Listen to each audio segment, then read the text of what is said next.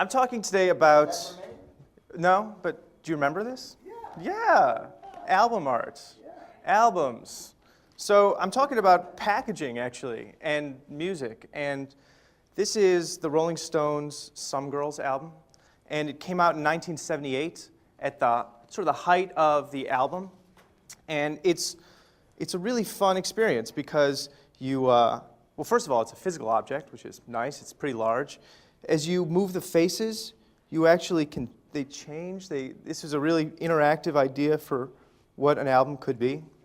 And as an object, this is a thing that people would, stare at for hours and hours. And really, this is about, well, right, zone out to, space out to.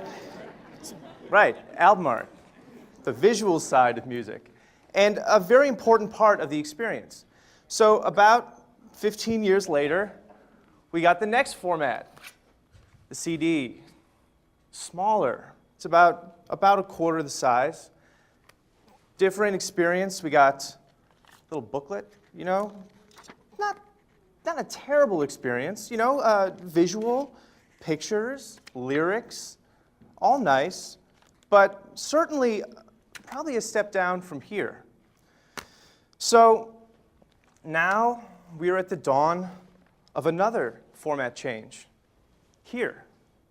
And let me show you what the visual experience is now in digital music.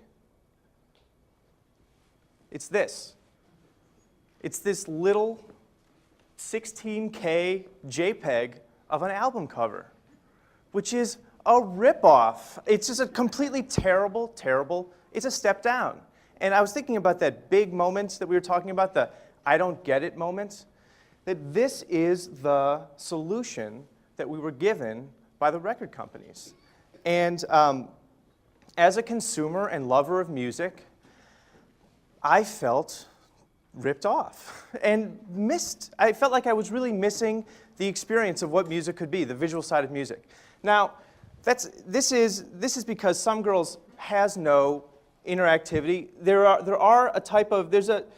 is a thing called there's a PDF liner note. This is a PDF liner note. So some albums, some very exciting releases have a PDF. Now this is, if you bought the soundtrack of King Kong and bought the entire album, I don't know why you would, but if you did, this is what you'd get. You'd get basically a PDF experience, which is a PDF. It's a digital, it's an Acrobat document. So you can look at some pictures, you can zoom in a little bit, there's some text. If you want to zoom into the text, you have to actually zoom in.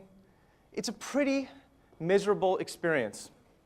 And I am not I'm a television producer, I have a production company. I'm not a technologist, but I felt that this is a problem that I could solve. This is a problem that needed to be solved. This is something that I wanted to do. So I got together with a friend of mine and started a company called TuneBooks. And we built a prototype for a new type of digital liner note. And I'll show you what we came out with. We came out with something that's a little bit blurry. So we came up with a TuneBook. And this is a TuneBook. It is technically Flash code encased in a QuickTime wrapper, which meant that it would play natively in iTunes, which is very important because if you're going to try to sell a bunch of record executives on a new idea, it should work. It turns out. So this is the LL Cool J album. We made this for Def Jam, and you click on it, and you get a little interactivity. You've got here we are in Hello Mouse. First thing you have is we wanted to bring back the idea of what a cover is. So we have a little cover rotation so that you could have the experience of playing with the cover, and actually you can move the mouse yourself and play with that. We also have tracks, and photos, lyrics, liner notes. This is a photo, so you could, look at the photos and play with the photos and just sort of engage in this branded experience. Because if you think about it, the brand of a band lives in this space, which is now gone. So the other innovation we brought was of course, you have your notes. We have all sorts of different ways of playing with notes. You can't actually see this because the text is black. But, and then most importantly, because we were selling this to labels, a catalog. So this was basically a wired version of LL Cool J's entire catalog. So if you wanted to go and buy more music, you could just click on this and it would launch in iTunes. I'm not currently on the network, but it would take you directly to iTunes. So we mocked this up and then went around to all the labels. You know, I found ways to get to Warner Brothers and EMI, and we brought it out there and did a lot of begging, and as fans, as music fans, telling them that this is not, you know, the PDF is not an adequate, it's not an adequate decision for the music industry to make this very important part of what music is. It cannot be relegated to a PDF. And after much work, Warner Brothers jumped on the bandwagon and brought it to Apple, and Apple approved it and brought it into iTunes so that it became an iTunes product. And over the last year, we have made 80 TuneBooks for bands like the Monkees and Cat Power and the Killers and the Monkees again, and Nelly Furtado and Superman. This is the Superman soundtrack, Johnny Cash. We've sold to every single major label, from Sony to Universal to all the independents. And there's competition, of course, because this is an important idea. This is actually, the idea here is more than just music, but digital packaging. We're about to go into a world where we're going to start consuming all our media digitally. And the idea that the box has been somehow taken out of the equation, I think, is a real loss. And we're at that moment in time. Does anyone remember when they first saw a CD, when they first walked into a record store, and there in this little corner was this thing called compact disc? I mean, there were these long, large, tall packages. Well, we're at that point now, and it's not clear exactly how these things are going to work. And we're looking at tall packages. I mean, what we're doing is basically just a hint of what we can do.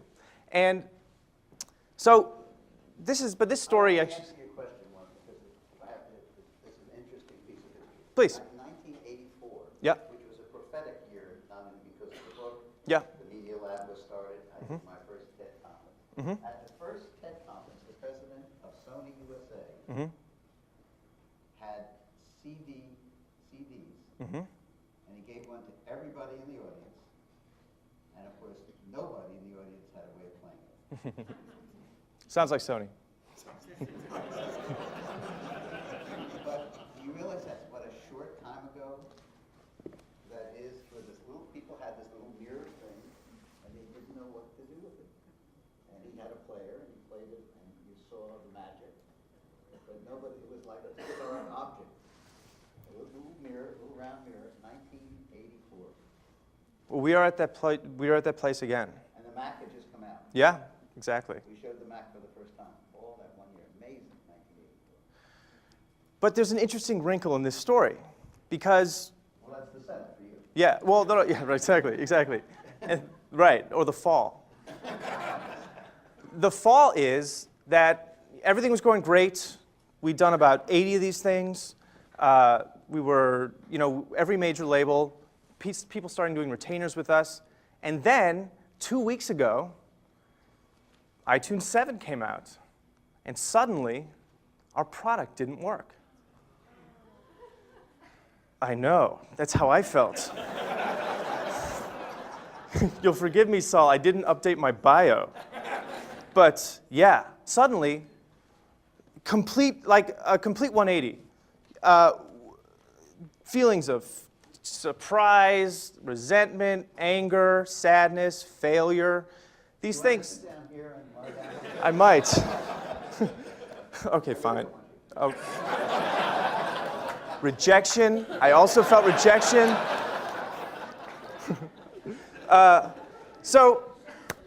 But as an innovator, as someone that that you push things into the world as a person that tries to make stuff.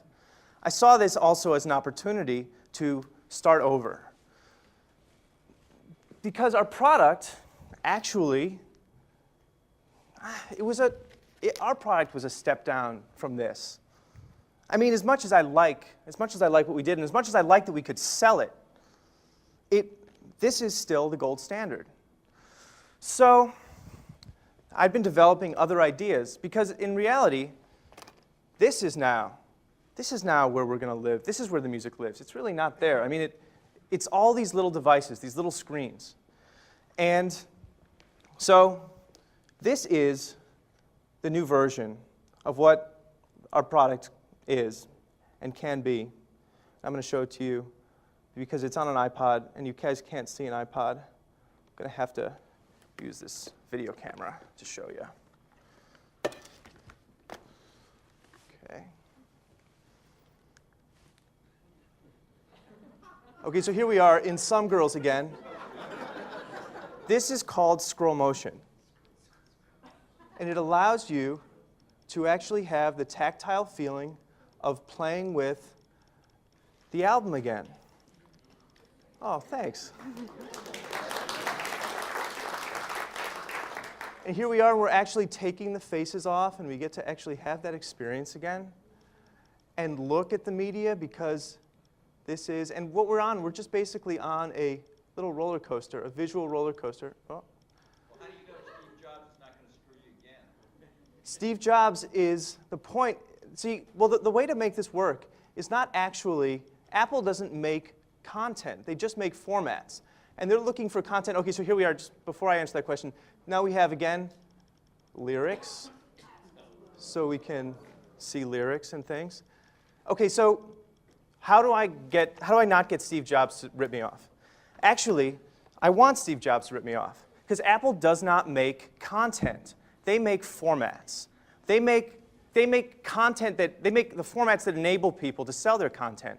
And I'm going to do the exact same thing that I did before, which is get labels to back my product and take it back to Apple. And this is a product that actually, one of the things that we learned in the last Apple keynote presentation was that they're looking for products that exist seamlessly in all these environments. They have to play on an iPod, they have to play in iTunes, and they have to play in Keynote basically seamlessly. It's got to be a seamless, it's basically seamless interaction with the product. But, so the last thing I want to talk about is actually this idea is a Trojan horse. Because my interest in this product is not necessarily just in saving album art, which I believe is a noble cause. Because I do not want my children to grow up in a world where they don't know what Mick Jagger looks like. I don't think that works for any of our children. But I also want to create a new type of media. TuneBooks was a way of getting a new type of media experience into a commerce-oriented place, like iTunes. There are very few places where people are actually buying content. iTunes is one of them. Cell phones are one of them. So this is actually a concept to create a new way to engage with media. And I'll give you an example. So that's the example of what album art could be. This is an example for a new type of trading card. Because if digital content is going to work, it has to be the trading card model. We have to be able to get 5 million pieces of content, 5 at a time, randomly. There has to be that kind of consumer mentality that we're used to. So this is an idea for how we can start to repurpose media, because if I am going to sell Steve Jobs, I need to get other media owners to understand that they can sell their media in this new form. This is it. Here we go. Last one. And this is a new trading card. So this is the Michael Jordan trading card because I'm from Chicago. Obviously, it's backwards because I'm using a camera. So here's your statistics. And then actually having your own clip that you can play with and go back and forth with and really enjoy. So that's where we're going. That's the idea. And thank you for listening.